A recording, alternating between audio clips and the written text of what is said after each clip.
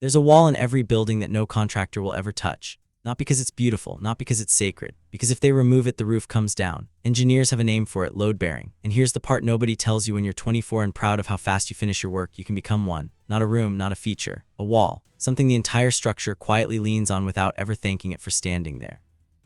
You know the feeling. You clear your task list before lunch. You're the one people forward the hard emails to. Your manager says your name in meetings the way you'd say the name of a tool you trust completely and never think to replace. And some quiet part of you takes pride in that. It feels like proof you're building something. But a load-bearing wall doesn't get admired for being strong. It gets relied on, and reliance is not the same thing as reward. Those two words sound similar when you say them fast. They are not the same currency, and nobody hands you a translation. Here's the mechanism, and once you see it, you won't be able to unsee it. Every organization is a structure, the same way a building is a structure. Somebody has to carry weight so the rest of it can stand up straight and look impressive from the outside: the polished floors, the corner offices, the promotions that get announced with applause in a Friday all hands. The most efficient person in the room isn't chosen to become the roof. They're chosen to hold it up. And a wall that holds up a roof cannot also be the roof. It cannot rise, it can only bear more. Think about what actually happens the moment you become known as the fastest, most dependable person on your team. Watch closely, because this is where the trap gets built, brick by brick, without anyone ever announcing it out loud. Your manager doesn't think, "I should free this person up for something bigger." Your manager thinks, "This is safe with them." So the next hard project, the one that used to be split 3 ways, quietly lands entirely on you. Not because you asked for it. Because you're structurally capable of holding it without the ceiling cracking. And a structure under pressure will always root weight toward whatever hasn't collapsed yet. Picture the actual moment this happens, because it rarely arrives as a dramatic announcement. It arrives as a Slack message at 4:47 on a Thursday. "Hey, can you take this one too? You're just so much faster at it than the rest of the team." Nobody in that sentence is lying to you. That's what makes it dangerous. It's true, you are faster, and that truth becomes the exact hook the weight hangs from. You say yes because saying yes has worked for your entire life. It got you the internship. It got you the offer. It got you the reputation you're proud of walking into the building with every morning. So you say yes again. And the wall gets 6 inches thicker and 6 inches heavier, and nobody, including you, notices that a thicker wall isn't a promoted wall. It's just a wall doing more work for the exact same wage. And there it is, the invisible cost, the one that never shows up on a pay stub. Every hour you spend being reliable is an hour you're not spending becoming valuable in a completely different sense, the sense that actually compounds. There are 2 currencies inside every job, and almost nobody tells you they exist side by side. One is labor, hours traded for a fixed number over and over, forever. The other is leverage, position traded for a multiplier that keeps paying you even when you're not in the room.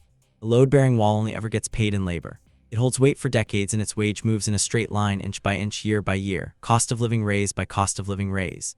Meanwhile, somewhere above it, a beam that touches fewer walls but decides where the building expands next gets valued in an entirely different unit altogether. This is where it stops being a metaphor and starts being math.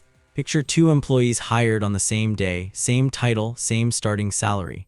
One becomes so efficient that no process runs without them. Every deadline, every fire, every "can you just handle this" roots through their desk, because they always say yes and it always gets done. The other spends the same hours becoming the person who decides which deadlines matter in the first place, who negotiates scope before the fire even starts, who says no to entire categories of work that don't move the building forward. 5 years later, the first one's ceiling is the number of hours in a day. Hard stop. Physics doesn't bend for effort, no matter how much of it you supply. The second one's ceiling doesn't exist because their output isn't measured in hours anymore. It's measured in decisions, in scope, in what they were trusted to shape rather than simply execute. Now here's the part that should genuinely unsettle you, because it's the same story an old titan could tell you if myths could still talk.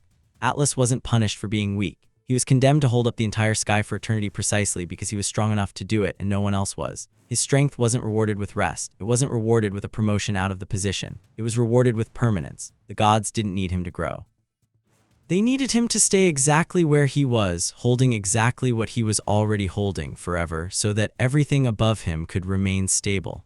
That is the punishment quietly hiding inside every compliment about your reliability at work. So notice what's actually happening to you when your manager tells you that you're the best they've got. That sentence sounds like praise. It's actually a coordinate. It's the company marking your exact position on the blueprint and quietly deciding, without ever saying it out loud, "Don't move this one." And the part that should sit heavy in your chest right now, the part most people never let themselves feel, is that you'll agree with them. You'll feel proud to be load-bearing.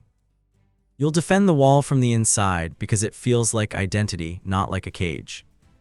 Here's where it gets worse before it gets clear. The better you get at your job, the more expensive you become to remove, and the harder it becomes to promote you. Because promoting you means someone has to absorb everything you were quietly holding together with your own 2 hands. You've heard the phrase, too valuable to promote, said almost like a joke in the break room. It isn't a joke. It's a load calculation run silently by people who will never show you the math. Your own competence becomes the exact thing preventing your growth, because the building genuinely cannot stand without you positioned precisely where you already are. There's a second layer to this that almost nobody talks about, and it's the part that makes the trap self-reinforcing instead of just unlucky. Every building needs an inspection before anyone's allowed to touch its structure. In a company, that inspection is a performance review. And here's the quiet cruelty of it. The review measures whether the wall is still holding, not whether the wall should still be there. You'll get praised again, higher marks for consistency, higher marks for dependability. Every signal you receive is telling you that the position you're in is the correct one, because from the inside of the system, a wall that's holding is a wall that's working. Nobody measures whether it's the right shape for what you're becoming. They only measure whether the roof is still up. And a system that only measures whether the roof is up will never once ask if the wall wanted to be a beam. But watch what the beam does instead, because this is the part that actually matters. A beam touches fewer points of contact. It doesn't hold up the whole floor through brute persistence and constant presence. It redistributes force across a system it helped design. That is the entire difference between a career that plateaus quietly at 40 and a career that keeps compounding long after the effort that started it has faded into the background. It was never about outworking the wall next to you. It was about refusing to become load-bearing in the first place, about building something that transfers weight instead of endlessly absorbing it into your own back. So what actually breaks the pattern once you can see it clearly? Not laziness, that just makes you a wall nobody trusts to hold anything, which is its own quieter kind of trap, one that ends in being the first one let go rather than the last one standing.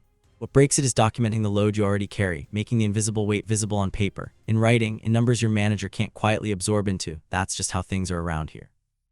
A wall that's never measured can never be credited. The moment the weight is written down, it stops being atmosphere and starts being evidence. What breaks it is training your replacement on purpose, the way an engineer reinforces a second column before ever touching the first one, because a wall can only be freed once the building can prove it will stand without it. This feels backwards the first time you try it. It feels like you're making yourself less necessary. You are, that's the entire point. Necessity is the very chain you're trying to cut. And what breaks it more than anything else is asking one question before you say yes to the next fire you're perfectly capable of putting out alone. Does this expand what I control, or does it just add another brick to a wall that's already carrying the entire roof by itself? One kind of yes makes you heavier. The other kind of yes makes you higher. They feel identical in the moment you say them. They are not identical 5 years later. Because here's the sentence that should follow you out of this video and sit with you long after it ends. Effort has a ceiling. Leverage does not. And the moment you stop confusing being needed with being valued, you'll start noticing something you were quietly trained never to see. The exits were never actually blocked. The wall was never truly load-bearing by design. Somebody just never asked the question out loud, and you never stopped to check whether that somebody was you.